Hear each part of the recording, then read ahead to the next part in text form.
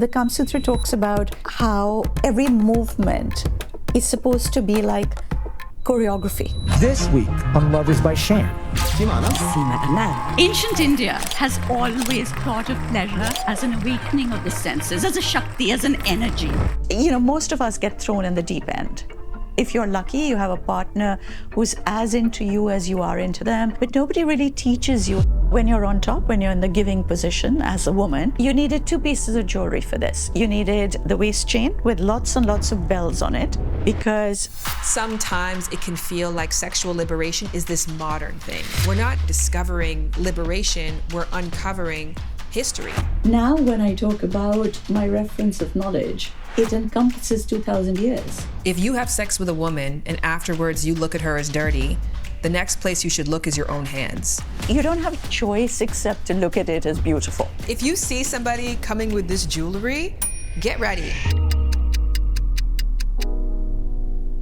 Our guest today is the most popular sex expert worldwide, Seema Anand. Seema and I have been following each other for years, but we only met in 2023 right here on Lovers when I made this manifestation. Our jewelry line coming out in 2024. I'm just gonna say that right now because that's a genius idea. You believe it's magic.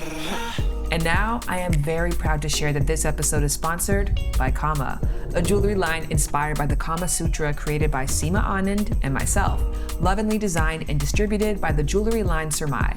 Right now, everything, including the brand new spine chain, is back in stock. So head to surmai.com/Kama.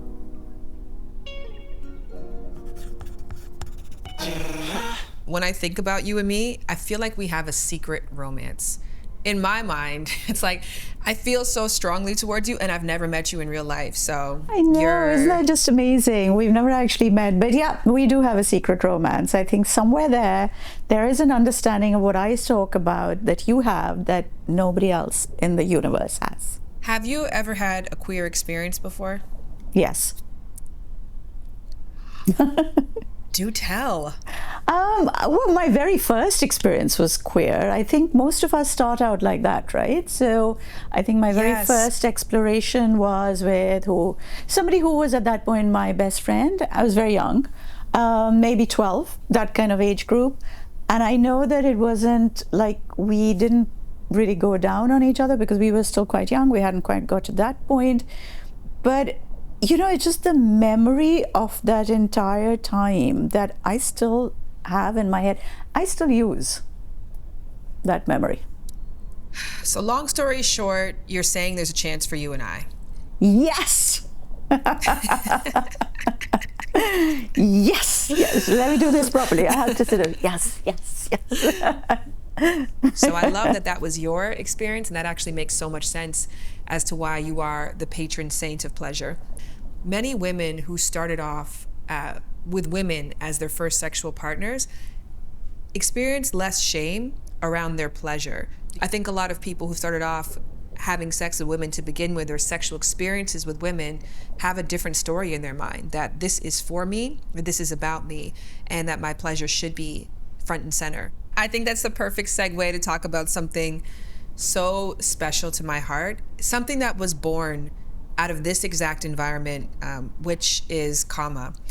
And the gift of Kama that you have brought into my life has just been multidimensional, multifold, multisensory. It is really applied to every area of my life because, you know, not only did you re-invite me back to the Kama Sutra, a book that I thought was trashy and westernized and misogynistic, which I think are words that are exactly the opposite of what it truly is.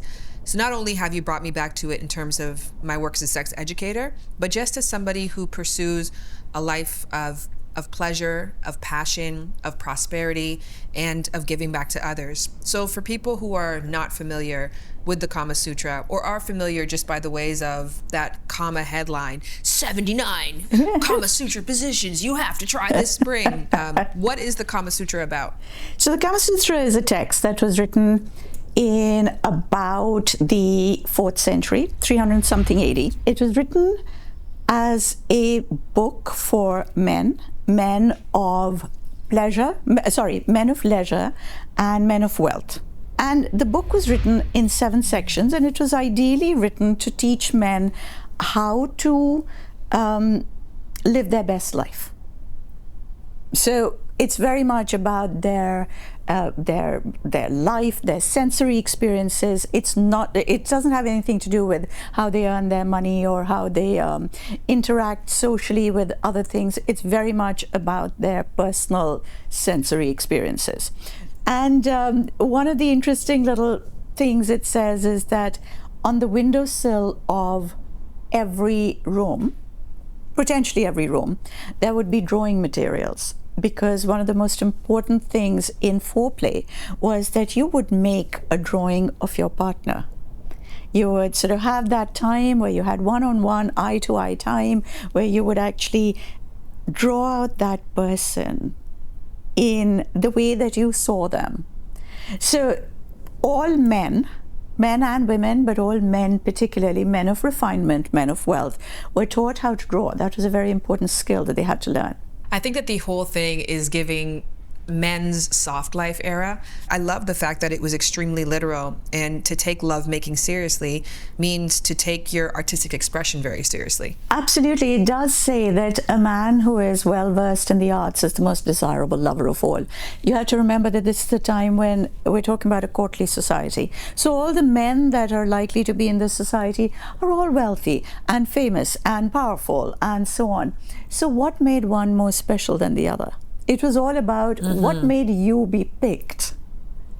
And I think it's fantastic that, here is a time when men were being taught that they had to make themselves worthy of being picked. I think that's really special. Anyway, so that is section 1.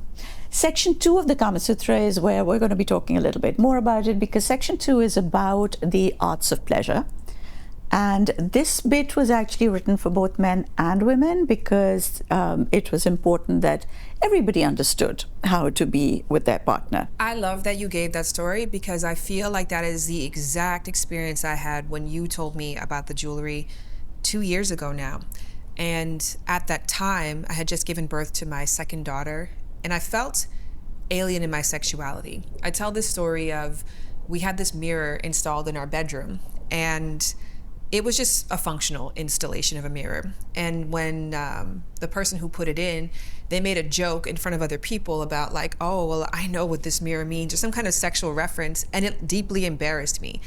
And that was my first time realizing that the idea of people thinking of me having sex felt uncomfortable for me, because I felt uncomfortable with my own sexuality. I think after having a second kid, and not just the way that my body changed, but the way that I had changed as a woman, I hadn't really found a way to delight or invite myself into my own sexuality, into my own comfort zone with that. And the experience, the decadent experience of being a sexual woman and being looked at as such.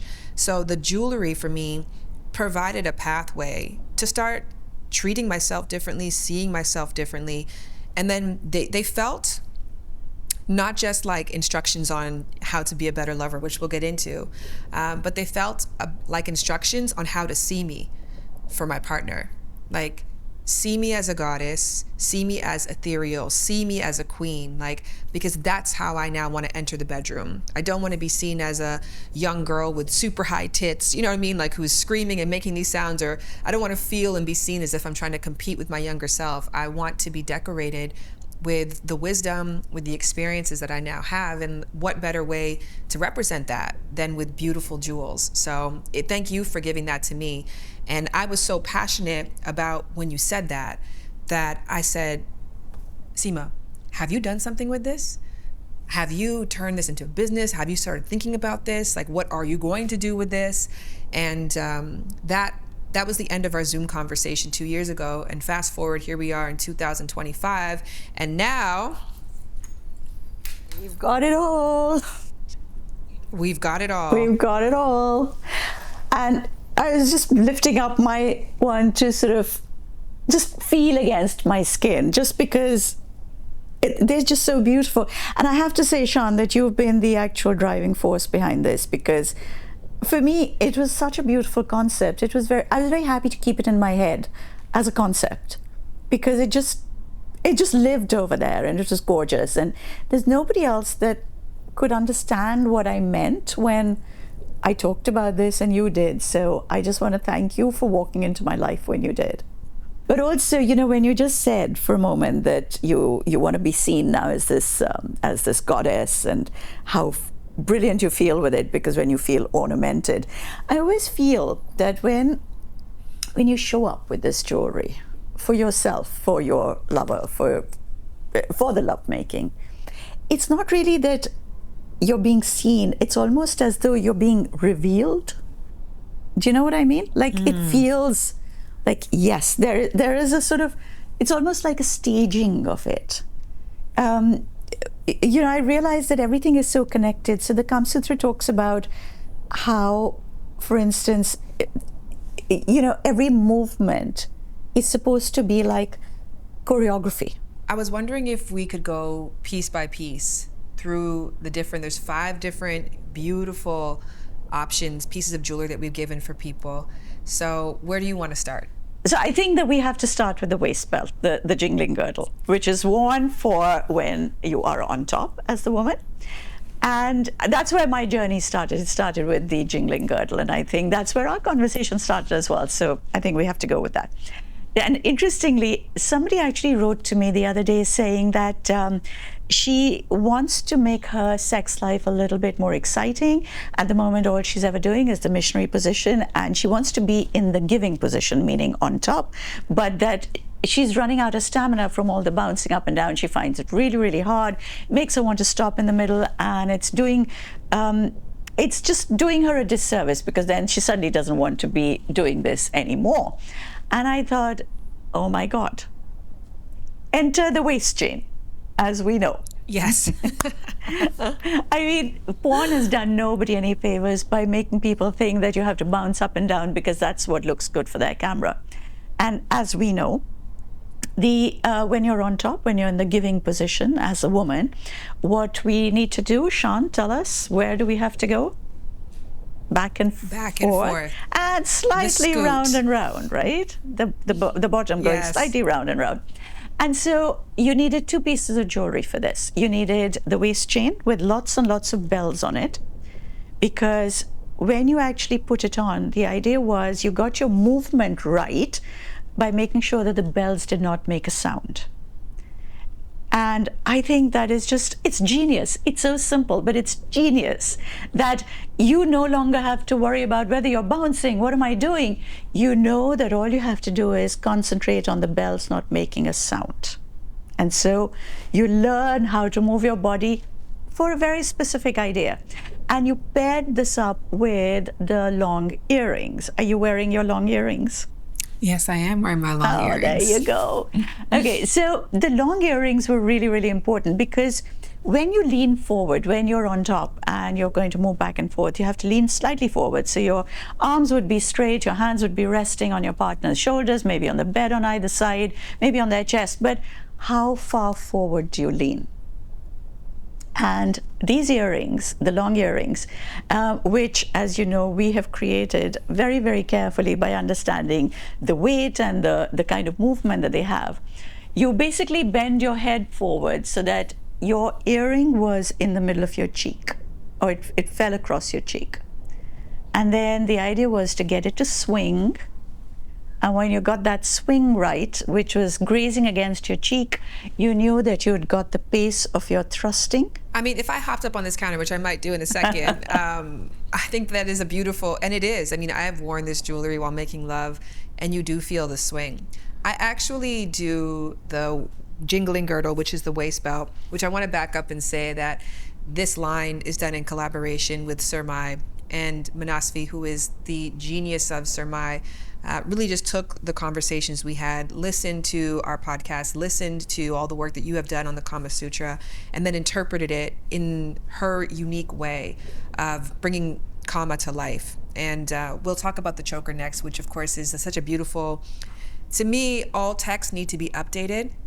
and expanded on. And I really do feel like we presented a very female forward version of what the Kama Sutra is, taking the beautiful gems, the empowerment and the wisdom, and then expanding on that in a modern way to make sure that women did feel decorated, seen, and inspired by it. But I love with the girdle in particular, because originally it wasn't supposed to make it into the line. And you and I were like, the jingling girdle has to be there. The jingling girdle, has to be there. I mean, it is essential to life. Not just to the line. Yes, majority of women who do orgasm from penetration alone are going to experience that while being on top. So of course, there has to be a piece of jewelry that, one, celebrates that, and two, gives them instructions on how to find their pleasure and ride themselves into ecstasy. Do you know what is absolutely amazing about the jingling girdle that Manasvi created? Waist belts have so much more vocabulary to them.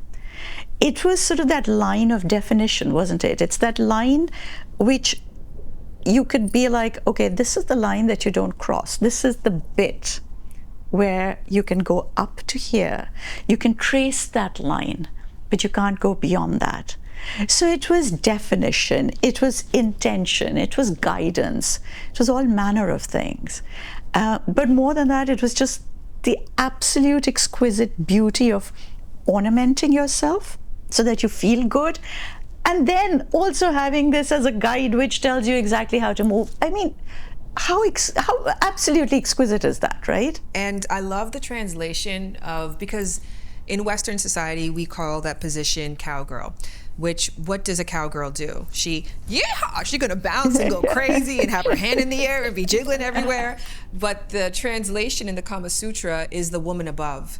And I feel like that is so much more decadent and sophisticated. And the woman above, right? She sits above on her throne, and what does she do? She doesn't thrash about. She is slow, methodical, and intentional. And that is what this move is really calling you to do. It's really calling you to find your rhythm, find your flow, and sit in it as the woman above. So I really loved that interpretation of it. The first time I read about this was when my entire life had lit up. I mean, honestly, it was like that changed my life.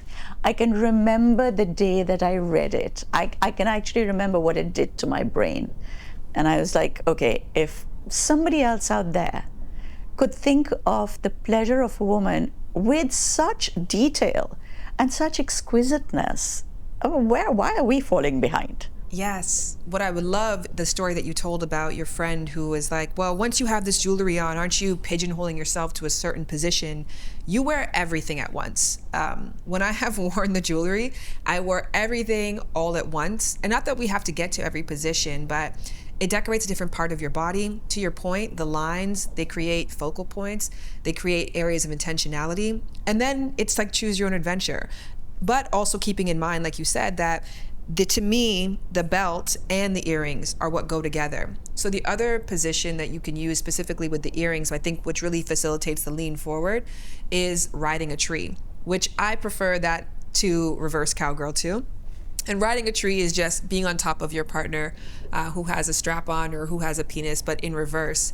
And in order to get that swing that you were talking about, it's putting your hands forward, maybe on their thighs or maybe on their ankles. I'm gonna try to see if I can do it right now.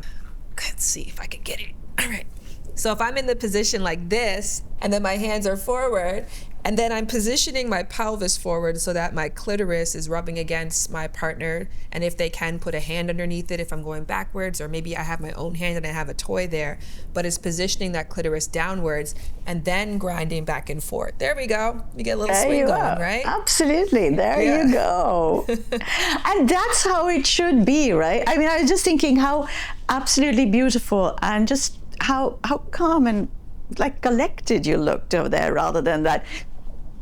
If you're actually thinking of making this beautiful or making it feel special, I think that so many of us kind of lose that idea of the specialness of it. I think just having grown up with this whole narrative of sex being dirty or sex being bad or pleasure is just for the fast girls, or, you know, all these other little things that you're told. And actually turning it onto its head, where you're given a vocabulary which can make you explore this with this much depth, where you don't have a choice except to look at it as beautiful. There's a quote that I read recently that said, if you have sex with a woman and afterwards you look at her as dirty, the next place you should look is your own hands. So the idea that you have no choice but to see her as beautiful, but to see her as sacred, and heck, let's even say to see her as holy. I love that we are making that the only option, because that is the only truth. Yeah, absolutely. And it shouldn't be any other way. I mean, certainly in certain cultures, this whole idea of being told, okay, this woman is girlfriend material and this woman is wife material. So you're already kind of segregating the fact that this is the woman I'm turned on by, this is the one I find really exciting, this is the one I want to be with, but oh no, she's girlfriend material. Now when I go and actually find me a wife, she's somebody who should be able to be the mother of my children, look after my parents, look after me, be good enough to be on my arm so that when I take her out, she's the mistress of my house. And in doing so, you're sanitizing any feelings that you have for her.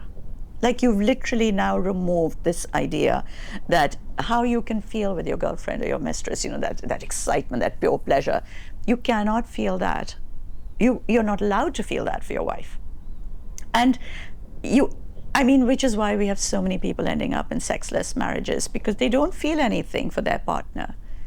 And it just becomes one of those things that you do as a duty and then you don't want to do anymore. And just the idea that you could turn that on its head. So it's not something dirty that you're doing to them, but it's something beautiful, and you're actually participating in a sacred ritual almost. I just feel that that's what's going to make the difference. I agree with that. You already have the 5-string necklace in your hand, so that's where we're going next. So take me there. So, okay, now this one is a very, very special piece of jewelry. Now, the idea being that if you were going to be the sitting position, which in Tantra is a very special position, because nobody's on top, nobody's underneath, nobody's giving or receiving. It's all equal. So you actually come together, seated face to face. The Kama Sutra, which again, it writes in metaphor, but what it says is that if you are an urbane, sophisticated woman, you understand that once you've penetrated, you lean back, moving enough to give your partner a little tiny glimpse of your beautiful breasts behind. Warming the skin with the jewelry behind, just tracing lines of that. And that actually gave you just the right kind of pleasure as well, because what happens is the Kama Sutra says that one of the best kind of thrusts that you can get is the one that would go round and round inside you. Yes, I do think it's one step better. And again, it's the duality of it. You can also use this because it has a chain at the back. So you can use it to layer one more time, to your point, because you can have 6 strings or 7 strings. I love 5 because, like you said, in the lotus position, or when you're sitting face to face with your partner, the imagery of 5 is 2 legs, 2 arms, and a head. Like being completely wrapped around each other, being completely wrapped up in each other, in each other's world. So I feel like when you're up close together, the 5 string reminds you to really connect with your partner. I also love being face to face with your partner in that position and then sitting back, like you said. And then now feeling like, look at me. Right? Like that's it. Like, look at me in all of my glory. And then I'm going to move in such a way so that this is going to graze back and forth, which of course, is really great for that G zone area, but it's also really nice for nipple play. And then when you're really flush to your partner wearing this chain, if you can do it in such a way that you rub up against their nipples with the chain, that can be really pleasurable too. What I absolutely loved about what Manasvi did, which we didn't really think was going to happen, is the back chain. Do you want to jump in with the back chain? So what I love about the back chain is the length of it, and also the fact that I think I have it in my drawer here. A part of this as well too is about the preparation of lovemaking. When you're preparing for something special, be that a special dinner or an event, you take your time, you think methodically about these things. You think about every sensory experience, right? The visuals, the smells, the sounds. You want it to be something where people feel welcome, and more than anything else, you want it to be clear how you feel about yourself. So you can take the time to put perfume along different parts of the spine. And can you tell them why? Yeah, because one of the most exciting ideas about perfuming was on the back, which is a largish area, you actually did not perfume the entire back. You made little dots. You literally perfumed yourself with little tiny dots because you created a trail for your partner to follow. So it was almost like a treasure hunt as you kind of created this trail of dots of perfume, find the next bit where the fragrance is, and so on. It is absolutely so sexy because, like you said, you actually have it on the chain, which means, and if it's dangling down, you can travel up and down that chain. But I think for me, it's also just how it feels when it swings against my back, because there's something so tactile about it. You know, that lovely little cold feel of the metal, which as it sits against your skin, it warms up, but it's just oh my God, that just looks so beautiful when you do Right? that. This is, like I said, it's the theater of this whole, it's sensory theater. Your partner is now looking at this whole performance of the jewelry on your body. It's just that it's giving you something more. It's adding to it. And I always think it's not like, you know, when you dress up and you go, and you were just saying that a while ago, you dress up, you prepare for it like you would for a dinner party or whatever. Just imagine you've gone in there with all of this, and it's not just saying, I want to make love to you. You're saying, I've come prepared to make love to you. Yes. I really think that if you see somebody coming with this jewelry, get ready. I hope you stretch that day. I hope you drank water, because they're about to put the work in on you. This woman knows what she is doing. I actually want to share my favorite position with the 5-string necklace, and that is the Congress of Cow, which is doggy style. But in that position where you're, leaning forward, your hands are on the bed, your partner is from the back, either penetrating or having a little snack, eating groceries. This is totally, and it's very educational. I love it for that, because you get the sensual swing, you get it hitting against your body. So again, reminding you that you're there. It creates a rhythm, which is a big part of the jewelry too, right? It's finding your rhythm and staying with it and giving you that focal point. But what I love about that position more than anything else is how gorgeous it is from the back. Yeah. And it sits right here all along the spine. So I really knew that my husband Jared was into the jewelry when I had the 5-string on. So I put everything on and I came to bed the first night that I got it. And he loved the spine chain. And so when we were in that position and from the back, as you're moving back and forth, the chain got out of place. And when I felt him take it and then put it right back in place and tuck it between the cheeks, I said, oh, he's into this. Oh, like I said, this is it. It gives you something else to look at, to think of, to focus on. Yes, I love that too about it, because it's something that you can wear during lovemaking, but the jewelry is also designed to be worn in everyday clothes. So whether you wear it against your bare skin or a crisp white shirt, it still works. But when you're wearing it out in your everyday life, it's a secret between you and your partner, right? It's a memory. I'm so glad you said that. 2 reasons. One is, when I did my last book, I actually wrote a chapter on the fact that the Kama Sutra says that all lovers should have a secret vocabulary between them. And they should actually be able to discuss little things without anybody else knowing. So it becomes like a little private joke between you. People who have more words for Nookie, that have more sort of secret words for lovemaking between them, actually have far more fun during their intimate moments, because they seem to have sort of they've embedded it into their subconscious, they've embedded it into their psyche, into their leisure points as well. So it's not just a transactional thing. Okay, fine, we haven't had sex in 3 days, we better do it now, got to do it at least twice a week it's more than that. It's sort of in your mind at that point. And I think that the jewelry is that secret language. It is that secret vocabulary. So it gives you that vocabulary, which we don't generally have. Let's face it, where do we get our erotic vocabulary from? From porn? from 50 Shades of Grey. But I also liked what you said about the memory. So one of the names for Kama, Kamdev, who is the Hindu god of love and desire, he's the Indian Cupid. One of the other names for him is Smara, or memory. He is love, or pleasure is memory. And it is something that you very, very succinctly and very cleverly put into words the very first time that we did our podcast. I was saying about how you finish is how quickly it'll bring your partner back to your bed the next time. And you said, yes, because you remember things either by the height of that event or by the way it finishes. Yes.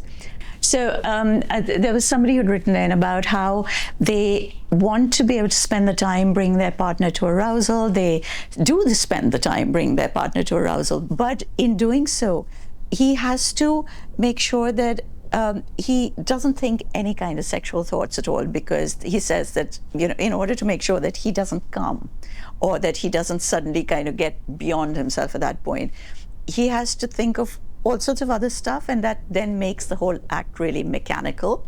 And of course, our advice is always, well, stay within the moment, stay present, stay sensual, even if you're not being sexual. Try and stay sensual. But it's very easy to say those words. It's very difficult to actually do it, because what on earth does that even mean when you say stay sensual? And I think that the jewelry actually is an example of how you can stay sensual, when you can actually play with that jewelry. So for instance, if you were to take a piece of that jewelry, for instance, and use it as the thing that is going to connect you, but also keep the little distance between you. So let's say if you have your 5-string necklace and you use that before you put it on, you use that to actually take it off and trail it over your partner's body. Now imagine not touching them with your fingers, actually using this to trail it, and it's lovely and cool, right? Because it's metal and it warms up as it goes along. So it's almost like temperature play. But imagine using this. So you are now touching them, but not touching them. They're now getting to that point where they're waiting for your finger to touch them. So they're yearning for your touch. There is that whole sort of need to be connected, but also to keep that distance. And I just feel that we need to be teaching people how to use this jewelry for so much more of their pleasure play than simply just, most of us get thrown in the deep end. If you're lucky, you have a partner who's as into you as you are into them. They're as into mutual pleasure, and you explore together. But nobody really teaches you. I mean, these are things that you only learn from being taught. So I was telling you that we didn't do any work on men's jewelry this time, which we will next time. But one of the things that men would always wear is a garland of fresh flowers. So that was their daily ornamentation. And you wore different types of flowers for different occasions. So you would have a different type of garland for your lovemaking. Now imagine using that garland. You put that garland in between you on your lips, so that you're touching, but you're not touching. That kiss is imminent, but you're not actually touching. Now, I think that really builds it up. You asked me, we started the conversation about my queer experience. I tell you what, one of my most exciting dates that I can remember is, this is 42 years ago. I was still in college. So it's a very long time ago, but it's still so fresh in my head. Was just this guy sitting next to me, really, really close, so I could feel his breath on me, but not touching. And every now and then he would just lean forward and he'd rub his lower lip against mine. And that's all we did. And we discussed Immanuel Kant's theory of absolutism for about 3 hours.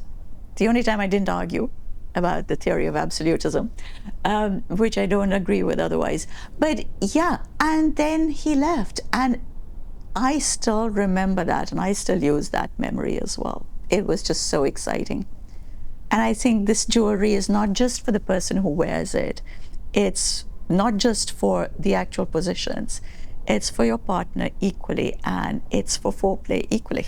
The sensual zone versus the sexual zone. I actually talked about this in my masterclass. And interestingly enough, at this 40-year-old age I'm at now, this was even an aha for me because, again, when we think about or learn about sex from a very heteronormative perspective, it's also a very erection-based perspective. And the idea that sex starts when the man is erect and it ends when he is flaccid. And in between there, you better hope that you figure things out, but if you don't, the most important thing is that your partner was satisfied. But that also translated to me of erection panic, that when I'm having sex with somebody, I'm constantly checking in to see if they're still erect, because if they're not, that means that the sex isn't good. And it was when I let go of that and started to say, this is an erotic experience, this is a sensual and sensory experience, and things are going to ebb and flow. Things will get wet, then they will get dry. Things will get hard, then they will get soft. That's how you make sex into a 4-hour experience or a 24-hour experience, right? When it even starts with just erotic messages you send each other throughout the day. But when you decenter the erection from the sexual experience, I think everyone benefits. And to answer the question that man wrote to you about, well, the panic he feels because he's got to maintain an erection and satisfy his partner and keep thrusting while lasting a very long time. It's like, yeah, well, why can't you take a pause, use your fingers, use a toy, whisper sexual things to your partner, still stay connected with them, give yourself a chance to cool down, maybe even to soften up, and then when you feel ready, come back to the moment. You don't have to disengage, but again, we don't have to engage in this very linear way that doesn't allow for creativity and play, exploration, the erotic, all the things that actually make sex good. Yeah, that is so true. Oh my God. Well, like you said, because we have a definition, right? It starts at a point, it finishes, and that's all it is. There is no other definition for sex either. That is it. It sort of, it means penetration, and it starts when you're erect and it finishes when your partner is flaccid again. I think that a lot of people just don't know. They're trying so hard. Imagine being told to go. Oops, looks like our connection got a little too steamy and short-circuited. We'll be back in the flow momentarily. That past 20 minutes of technical difficulty, I think, is the perfect metaphor for good sex. Because it's not linear, it's not always according to plan, but it's if you can get back on it and get back to it and reconnect, that this can actually be an even more memorable experience. So let's have great sex. Okay, done. Because we're starting a new lovemaking session right now, I actually think it's a great idea to begin with the choker, which to me is foreplay. All the other pieces that we talked about are really about positions, the core play elements of things, but the choker is foreplay. What is it to you? You're absolutely right. So this was supposed to represent the elements, the different elements of the earth, the different elements of who we are as women. So I was talking to you at one point about how ancient India, 2,000 years ago, had all these love festivals, and the love festivals were not about couples getting together. It was more about the earth being brought to her pleasure. Because when the earth loses her pleasure, that's when things go wrong. There are avalanches and earthquakes and famines and droughts and floods. And so in the West, going back in the 4th, the 5th century, there are all sorts of natural catastrophes happening. And in the West, they say that, in Europe, they're saying that it's because of the Roman emperors and their unbridled lust. And this is the wrath of the gods. But in ancient India, we believe that it wasn't the anger of the gods that brought this around. This is when Mother Earth forgot her pleasure. And so to keep the universe in balance, the earth had to be reminded of her pleasure. And women and the earth become interchangeable. So it was women who actually passed their erotic vocabulary onto the earth, so that the earth could feel the sap run through her veins, and she could feel the blossoms sort of jumping out onto her branches, and everything would become well. And so the choker was literally that reminder of us being connected to each element, to each part of us being connected to each part of the earth. So that the balance that we're looking for. You remember, I told you, I think right in the beginning, that ancient India thought of pleasure as an energy. It was a Shakti. It wasn't just an event that happened for a moment because you were going to get intimate with your partner. This is a Shakti. It energized your entire body. It went through your body. It woke up every single part of you. The opposite of pleasure was stagnation. It was not displeasure. It was not anger. It was the fact that every part of you becomes dead.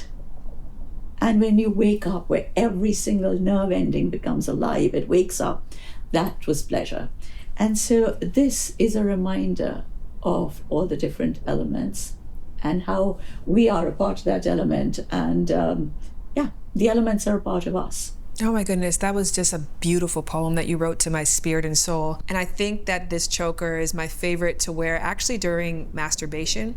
I like it in partnered play too, in the lotus position, because again, it's the eye gazing, and through that eye gazing, you might in your peripheral see the gentle reminders of who I am and who I'm meant to be and how I'm meant to be treated in this moment. But moreover than that, I think when you're self-pleasuring and you're looking at yourself in the mirror, these are powerful reminders to yourself and to that moment. So thank you for that gift. It is all of our different energies sort of there. You know, again, going back to the Mughal era, there was a system of when they would make jewelry. So the jewelry on the outside would have gemstones, maybe it was gold, but on the underside, it always had enamel work. It was extremely beautiful, very delicate, very intricately made enamel work. And you never got to see it, but it was there. And it touched your skin. So there was this thing of beauty that was made just to touch your skin. It wasn't for the outside gaze. It was for you to feel. It was for your soul to feel.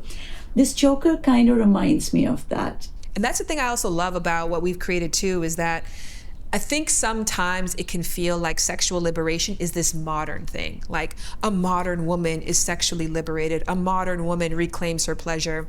But your work and ancient works tells us that we're not finding something new or discovering liberation. We're uncovering history and our ancient truths, and our ancestors had these secrets they've known all along. So I just want to thank you for reminding me of that, and also inspiring me to go back even into my own Guyanese folklore. You know, it's funny you should say that. I find that there was a time when people would ask you a question and I would respond from within my lifetime of knowledge. Like that was my reference. This was what I have known. Now, when I talk about my reference of knowledge, it encompasses 2,000 years. It just feels like it's there. It feels like I belong. It's just there.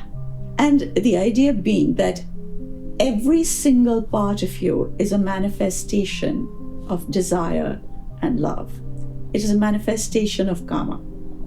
Every part of our body is exquisitely beautiful and deserves to be worshipped and loved. Huge thanks to Seema Anand for sharing her wisdom and reminding us that pleasure has always had a place in our history. You can follow her on Instagram at Seema Anand Storytelling. And do not forget, I know you can't with this episode, don't forget, check out our collection, Kama, at surmai.com/Kama. You can also find the link in the show notes. Now, we have explored so much in this episode, from pleasure and expression to shame and ancestral wisdom, all things I could not wait to unpack with the Lovers community. Did you know you can be a part of it too? Head to loversbyshan.com/community to join us. Let's talk about sex positions. Bridget, we'll start with you. Camera off. Show us what you like to do. Demonstrations like Shan gave. I actually have a softer lead-in for this episode. So I wanted to give a little backstory for why the collaboration with Surmai and Seema is so special to me. Because ethnically, I present like a half black, half white woman. But the truth of the matter is I'm half Indian, and I'm half East Indian, Indo-Caribbean via Guyana, but my dad's great-grandparents came from India. And it's a big part of my life. And growing up, my mom is half black, half white. And my mom's dad left when she was born. So my whole world has been black and Indian. So half of my world and my upbringing, and we spent a lot of time around my dad. So I, from a young age, identified with being Indian. And it's when I got to school and I started to realize like I wasn't being embraced by that community. And there wasn't that hint of recognition. That's when I was like, oh, like, I guess I'm not Indian after all. And just because people don't see you as something, it doesn't change your internal reality and your lived experience. So in my adult years, I started to really miss that. And I actually have a cousin who is half black, half Indian, Alana. And she's always been really aggressive about making it known that she's Indian, and not just to others, but to Indian people. Like, not a question, like, include me. I am one of you. Like, take me on. Like, take me under your wing. I belong here.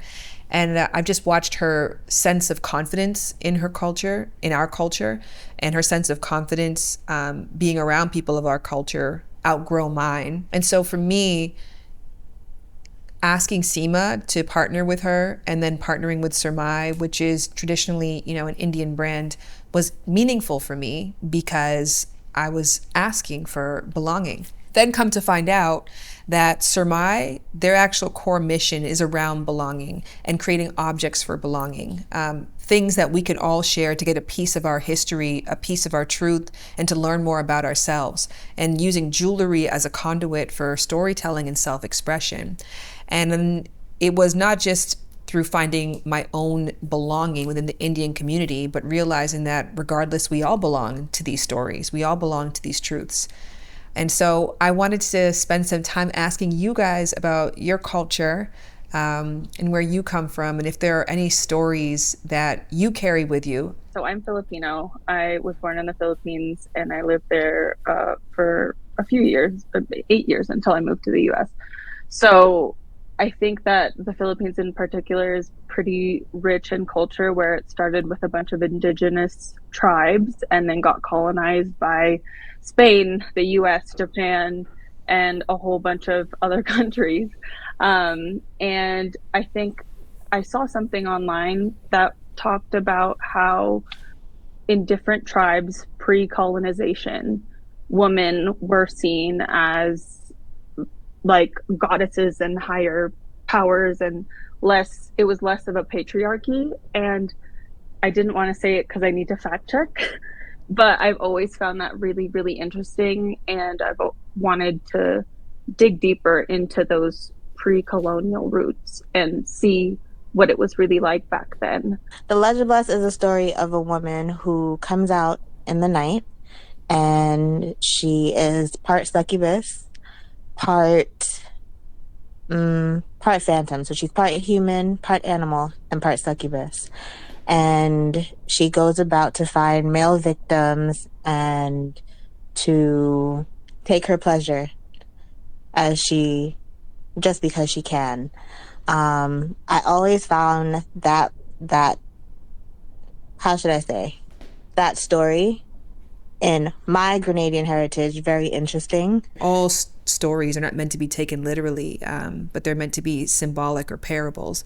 So the parable of the woman who knows what pleasures her and she seeks that out and doesn't feel guilt or shame about it, I think is something that we can all draw inspiration from. So I love the idea of searching for these objects of belonging that invite us back not just to, our culture's truth, but also just our universal truth. And I feel like Kama is an invitation back to all of our universal truth, that our bodies are beautiful and wondrous and magical, and they deserve to be in situations where they are honored as such, where they are looked upon as such, and you deserve to feel pleasure that reminds you of that. I love the idea of the secret vocabulary that the jewelry creates between partners.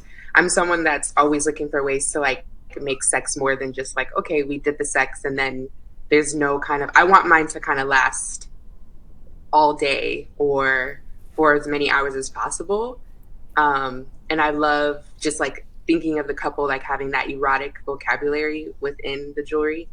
And I was thinking of the back chain and how you said, Jared, put it back between your cheeks. And I was like, oh my gosh, I would love, like that moment would just make me feel so, like I feel like I'd be so odd. Like I would say a lot of stuff or feel a lot of stuff, and maybe dirty talk would come in because it's like, oh yeah, you move that chain back, between the cheeks. Like,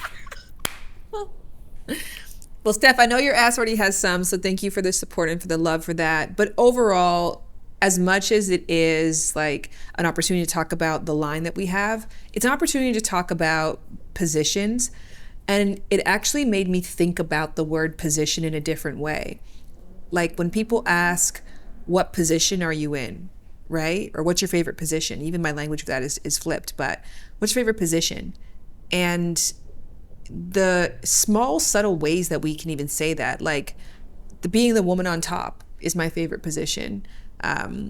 Or my favorite position is in one of empowerment, or my favorite position is one that has comfort with it. It doesn't have to necessarily be like, well, my leg is behind my back and like this, I'm doing the splits and I'm going up and down on the cock. Like it can be how do you like to take position? What position do you hold of yourself during sex? So I actually have always kind of hated the talk on positions because I feel like that becomes this big mushroom cloud that takes over the sex talk, where in actuality, what position do I want to be in is like kind of the final thing, because it's more about like, what are my no's, what are my yeses, what am I excited to try, what has happened to me in the past and I don't want to repeat, what am I curious about but not yet ready for. There's so many conversations around sex I want to be having, but when I first entered into the space, positions was just really like the thing that everybody was talking about.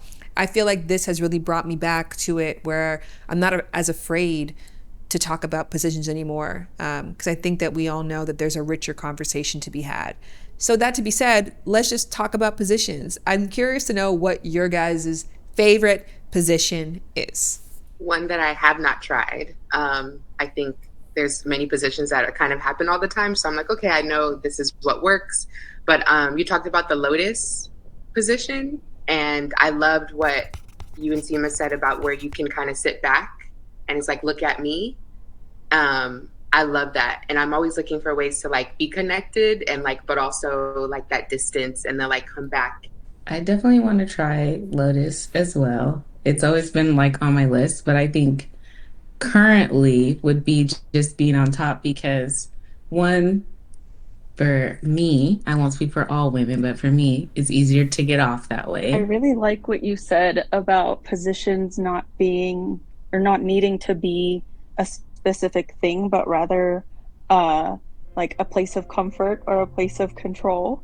And I think that stuck to me as something that we also need to teach younger girls moving forward, where the aspiration is not to be skinny or put makeup on and look pretty, especially in the bedroom. It should just be a feeling of owning and embracing your body and feeling like you deserve to be loved and worshipped. Bridget, turn your camera on and show us the script, because you read from a teleprompter. Bridget, that was so good, girl. Oh my gosh, what a gift. What a gift that was. I'm so happy this is recorded for that exact reason. And on the note of recording, we're going to end the public recording right now, take a moment for ourselves. And so we'll say bye to all of the distant lovers. And so I'll talk to my true lovers here. I'm throwing an event this weekend in LA, and literally the anxiety that I have over this, like no one's gonna come, like just anytime that I do anything, it's just like, are people gonna come? And I never feel that anymore when I start these. I know that there's gonna be like 5 of my lovers here, and I started singing the Cheers song. Where everybody know, is that? No. Yeah. Sometimes you wanna go, knows your name. And they're always glad you came. You wanna be where you can. The troubles are all the same. You wanna go where everybody knows your name. Yeah, that's it.